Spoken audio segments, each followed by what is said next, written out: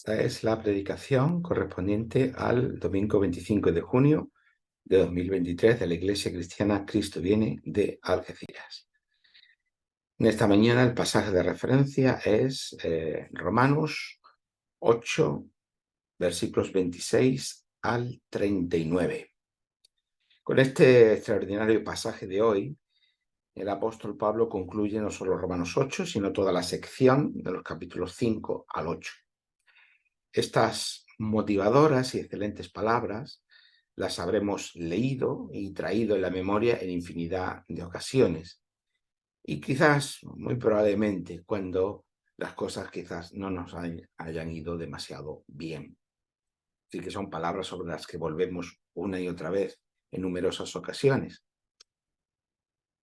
Y siendo todo esto importante, esta mañana queremos ir más allá de leer estos versículos dentro del horizonte de nuestro devocional privado, como una fuente de consuelo y de ayuda en momentos de dificultad, sino que queremos leerlo dentro del marco mayor completo del capítulo 8 de la carta a los romanos. Como ya hemos visto en las semanas anteriores, Romanos 8, en este capítulo Pablo está hablando de la nueva creación de Dios, de la que participamos por gracia, por medio de estar unidos por la fe a nuestro Señor Jesucristo, es decir, Jesús el Mesías, y por medio del cual tenemos una relación correcta y en paz con Dios, tal y como en los primeros versículos del capítulo 5 hemos visto. Participar de esa nueva creación es no pertenecer ya al reino del pecado y de la muerte, sino pertenecer al reino de la vida y paz por medio del Espíritu. Como leemos en el versículo 2 del capítulo 8. Ese Espíritu por el que somos guiados y por el que clamamos, somos capaces de clamar a Dios como Padre. Versículos 14 y 15 de este capítulo 8.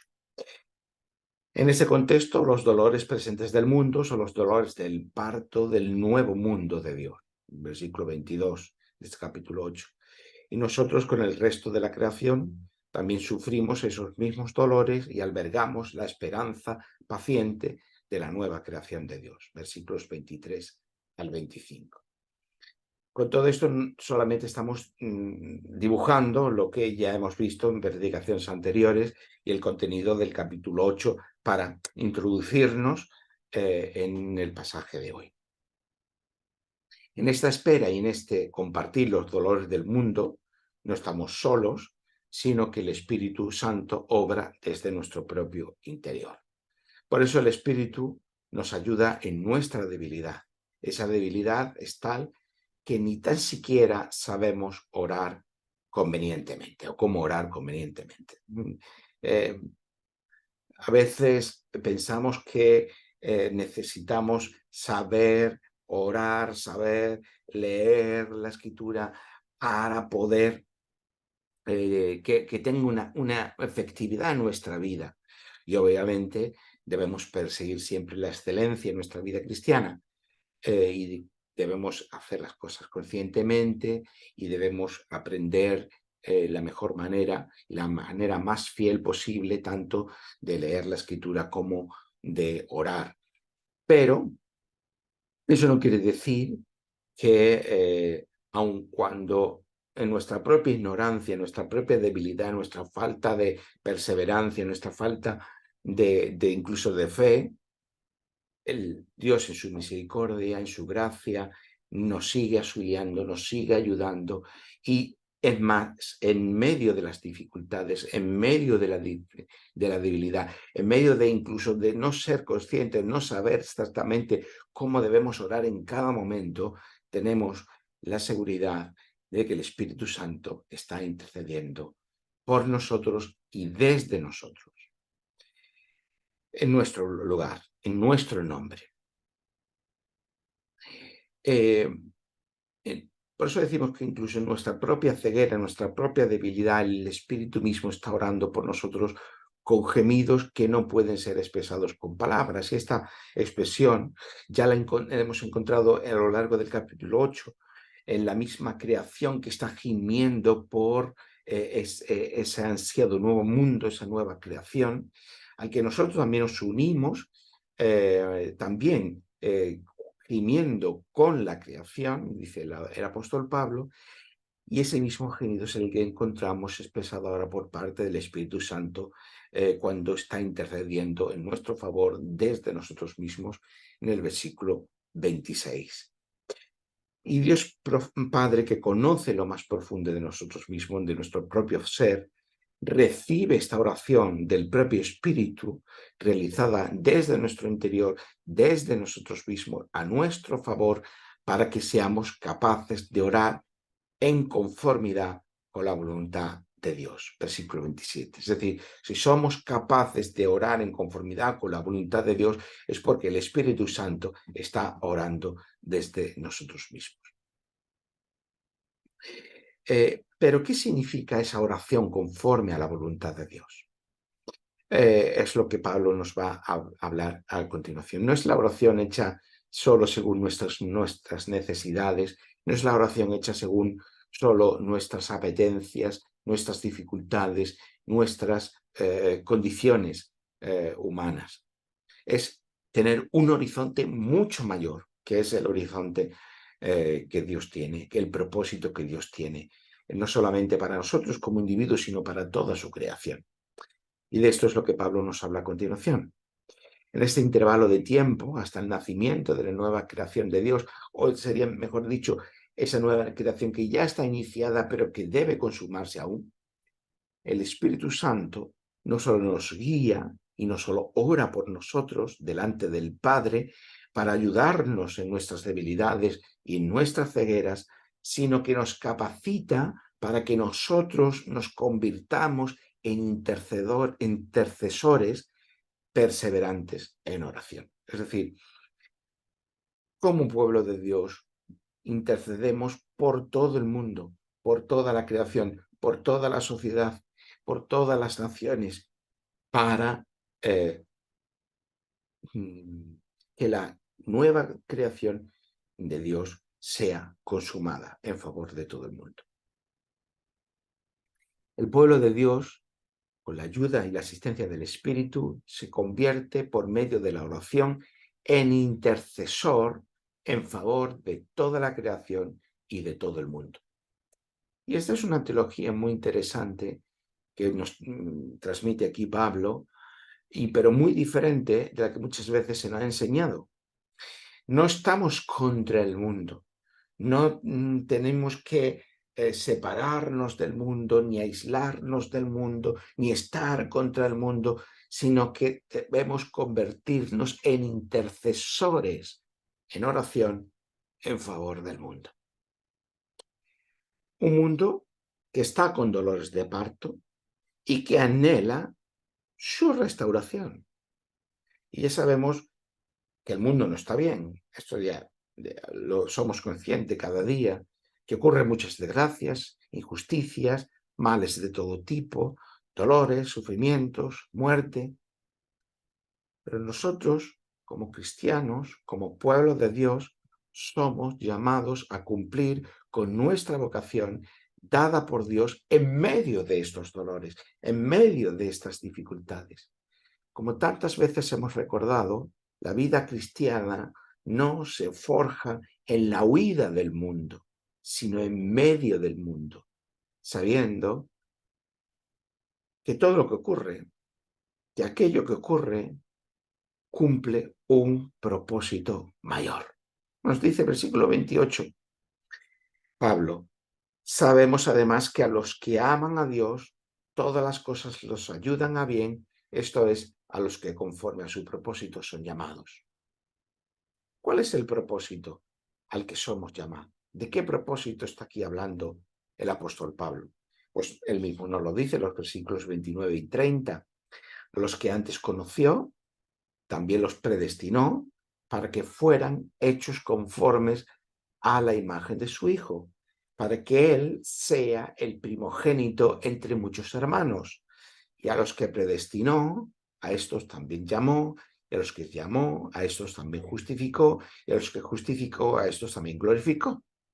Ahora bien, estos versículos se han entendido frecuentemente como un orden, un camino de salvación. Claro, si recortamos estos versículos, los aislamos y los colocamos o los leemos eh, como con las lentes de una teología sistemática abstracta, pues es fácil construir a partir de aquí como un camino de salvación, es decir, como un camino con distintos pasos consecutivos necesarios para la salvación que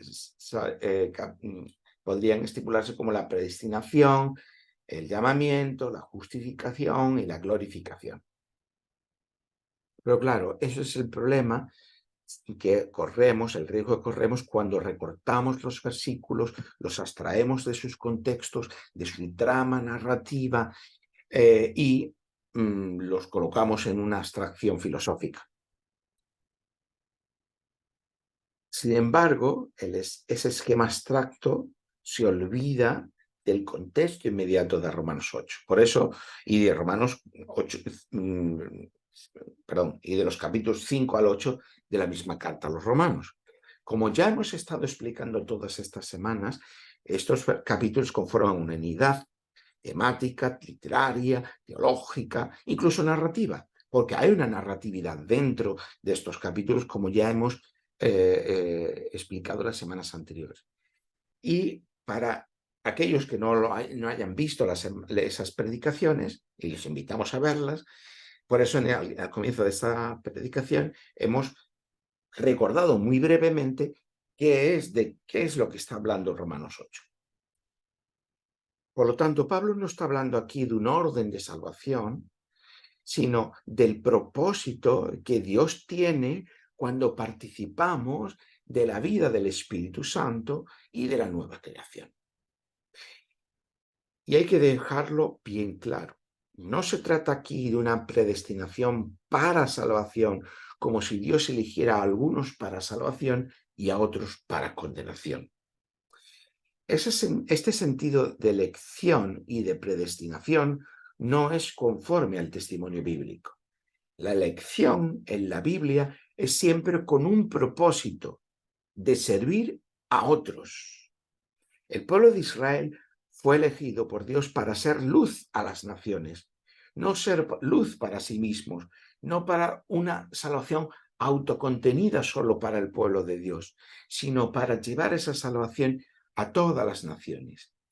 De igual manera, el pueblo de Dios, tras el Mesías, tiene igualmente un propósito. Y es lo que Pablo nos está hablando en este versículo 29. A los que antes conoció, también los predestinó para que fueran hechos conformes a la imagen de su Hijo, para que el Hijo sea el primogénito entre muchos hermanos. ¿Veis aquí que esta predestinación es para que seamos aquellos que somos declarados justos por gracia, por medio de la fe, y hemos recibido el Espíritu Santo y somos guiados por el Espíritu Santo para que seamos configurados, modelados a la imagen de su Hijo.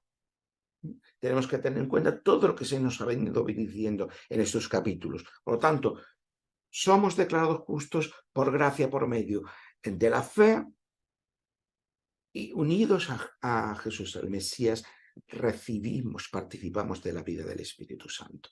Y en esta vida guiada por el Espíritu Santo, ahora somos modelados, configurados a la imagen del Hijo.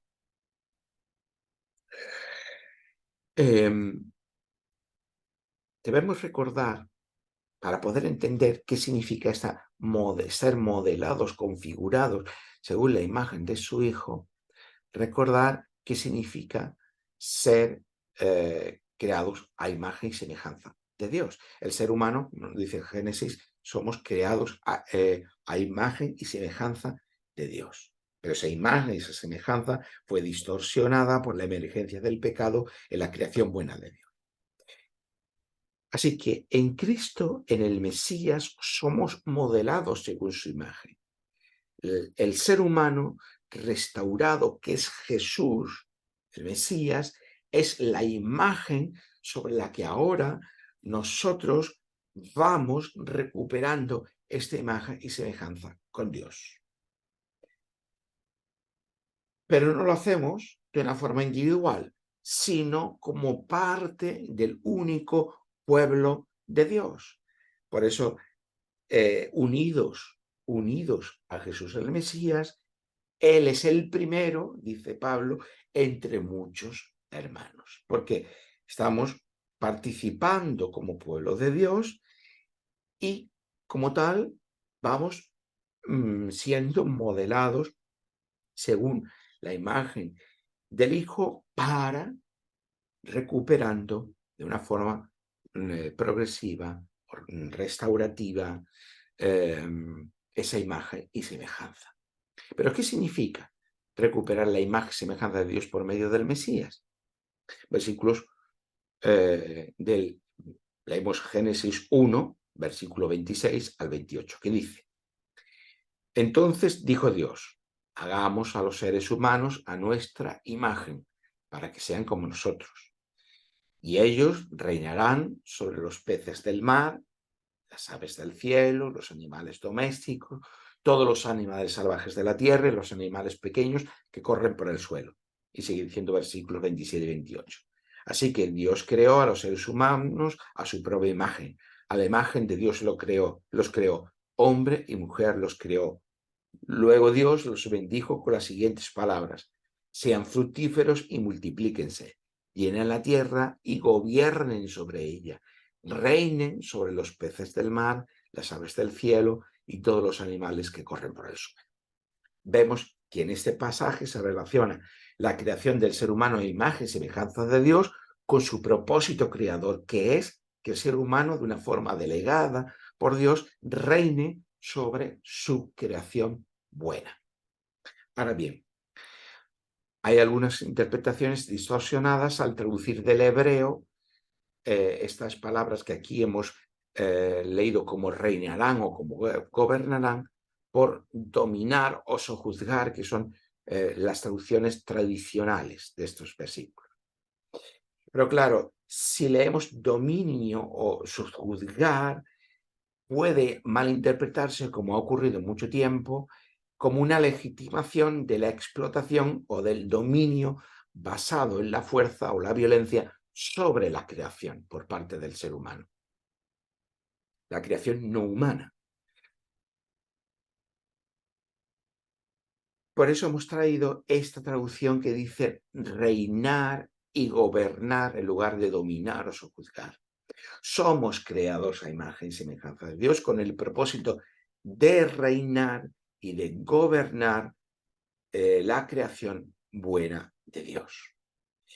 Pero precisamente como el ser humano fracasa en su propósito cuando falla en su adoración a Dios, el ser humano peca, yerra el blanco, que es el significado etimológico de pecado, cuando en lugar de adorar a Dios, adora y confiar en Dios, adora y confía en cualquier otra cosa, incluso en sí mismo, en lugar de Dios. Por lo tanto, también cuando hace eso, ocurre eso, falla también en el propósito creativo de Dios para que el ser humano gobierne esa creación y reine sobre esa creación buena de Dios. Al fallar en la adoración a Dios, también falla en el propósito creativo de Dios. Y ya no hay un reinado del ser humano sobre la creación, sino que hay una explotación y un dominio sobre la creación. Por ello, es necesario un verdadero reinar justo en el mundo, que ya no lo puede realizar el ser humano como tal, sino que ese es el reinar propio de Dios. Por lo tanto, aquí se explica que el Evangelio, el mensaje de buenas noticias, consiste en que ese reinar de Dios está llegando por medio del Mesías, que es Jesús de Nazaret. Por tanto, Dios reina por medio de Jesús, un ser humano, verdadero Dios y verdadero hombre, como dice el credo niceno, constantinopolitano. Es decir, Dios está gobernando por medio de un ser humano, verdadero Dios y verdadero hombre. Por eso, a partir de estar unidos al Mesías por medio de la fe, no solo vamos recuperando la imagen y semejanza de Dios en el Mesías, como lo ha dicho el apóstol Pablo, sino que ese propósito inicial, original que Dios tenía para el ser humano, para el que hemos sido creados, que es el reinar en la creación de Dios, también pueda ser recuperado. Por tanto, de esto es de lo que Pablo está hablando en estos versículos 29 y 30. En el Mesías somos unidos a Cristo, unidos al Jesús el Mesías, somos configurados a su imagen y para eso estamos predestinados, es decir, desde que estamos unidos a Jesús el Mesías, somos configurados según su imagen para cumplir el propósito de Dios, ese es el llamamiento, por medio de ser justificados, es decir, por medio de formar parte de la familia de Dios, por medio de la fe en el Mesías. Esa es la justificación, para compartir la gloria del Mesías, es decir, la glorificación. Y cuando decimos que somos glorificados, es compartir la gloria que tiene el Mesías. Pero ¿cuál es la gloria que tiene el Mesías? Pues recordamos que la palabra gloria tiene dos distintos significados. Uno es el de presencia, la gloria de Dios es la presencia de Dios, y otro es el de honor. La gloria de Dios es el honor que merece Dios. Por lo tanto, la gloria del Mesías es el honor que corresponde al Mesías. ¿Cuál ha sido el honor del Mesías? El haber sido reivindicado por Dios en su resurrección, no haber sido abandonado por Dios como un crucificado, sino haber sido reivindicado por Dios en la resurrección y haber ascendido a los cielos donde está gobernando y reinando el mundo como Señor. Esta es la gloria del Mesías. Por tanto, ser glorificados es compartir esta gloria, ese honor del Mesías. Ese Jesús que es Rey y que es Señor. Y por tanto, recuperar el propósito original de Dios, que como seres humanos reinemos y gobernemos la creación de Dios. Por tanto, todo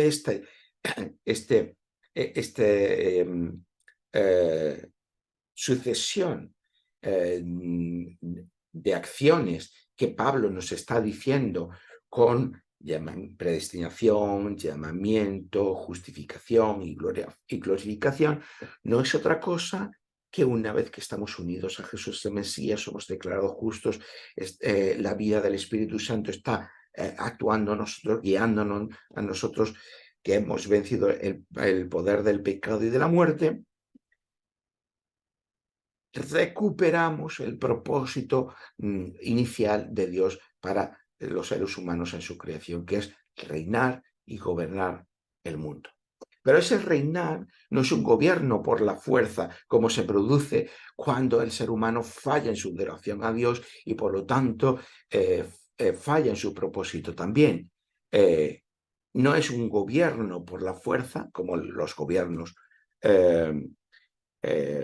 humanos cuando están fallando en su adoración a Dios, sino es ese reinar restaurado al ir recuperando la imagen y semejanza de Dios en nosotros por medio ahora de Jesús el Mesías, por medio del Cristo.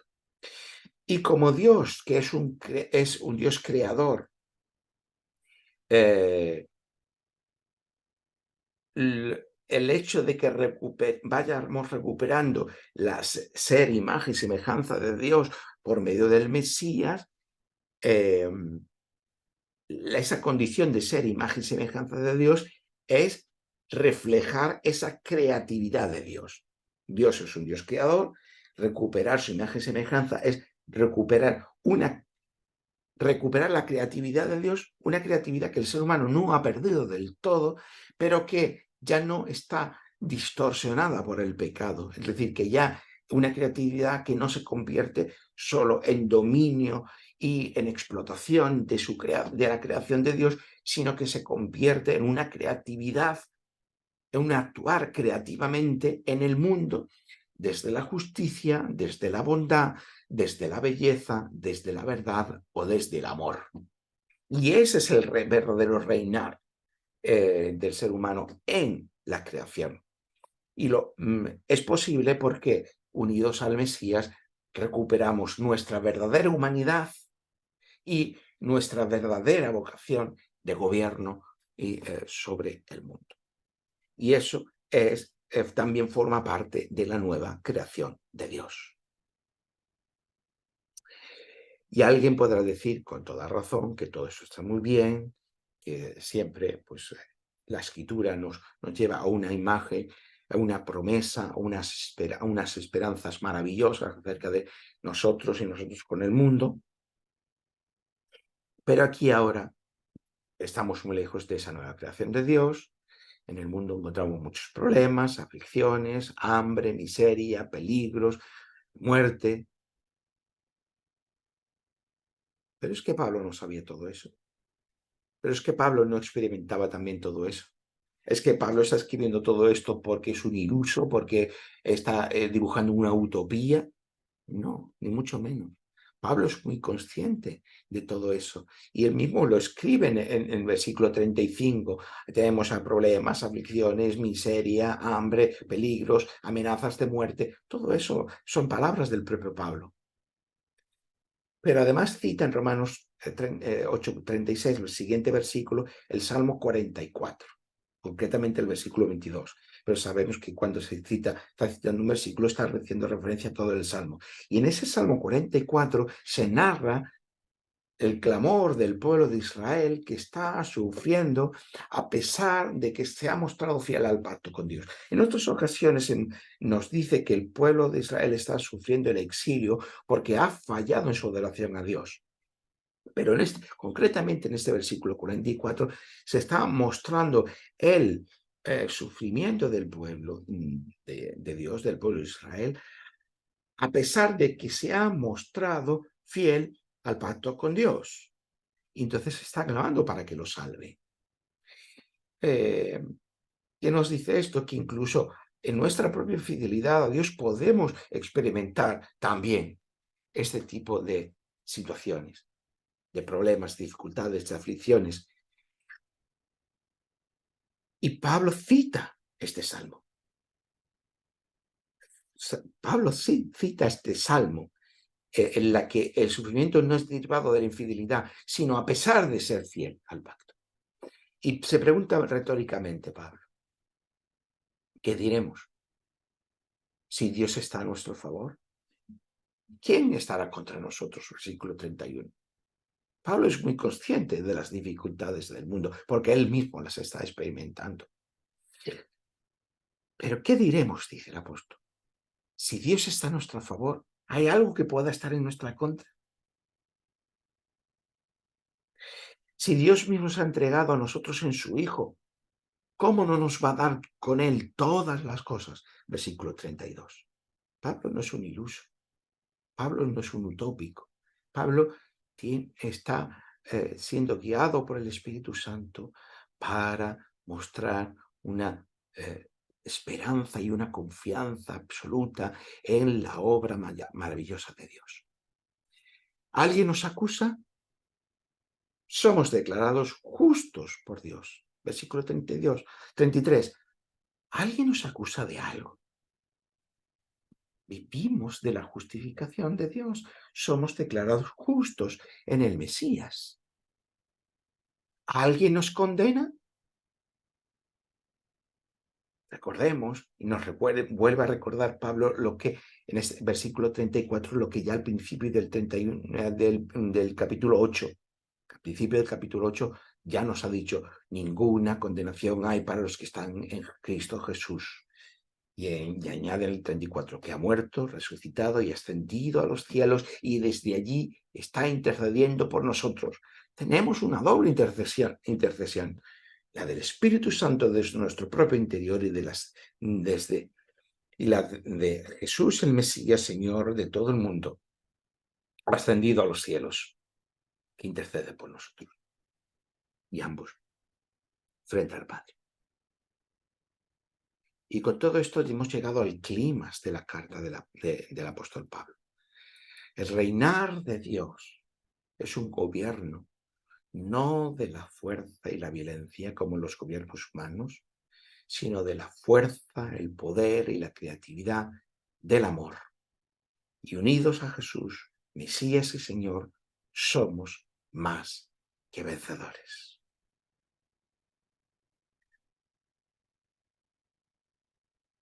Terminamos con las palabras de Pablo. ¿Acaso hay algo que pueda separarnos del amor de Cristo, del Mesías? ¿Será que Él ya no nos ama si tenemos problemas o aflicciones, si somos perseguidos o pasamos hambre o estamos en la miseria o en peligro o bajo amenaza de muerte? Se pregunta el apóstol Pablo. ¿Será que Él ya no nos ama si tenemos problemas o aflicciones, si somos perseguidos o pasamos hambre o estamos en la miseria o en peligro o bajo amenaza de muerte? Claro que no, nos dice el apóstol Pablo.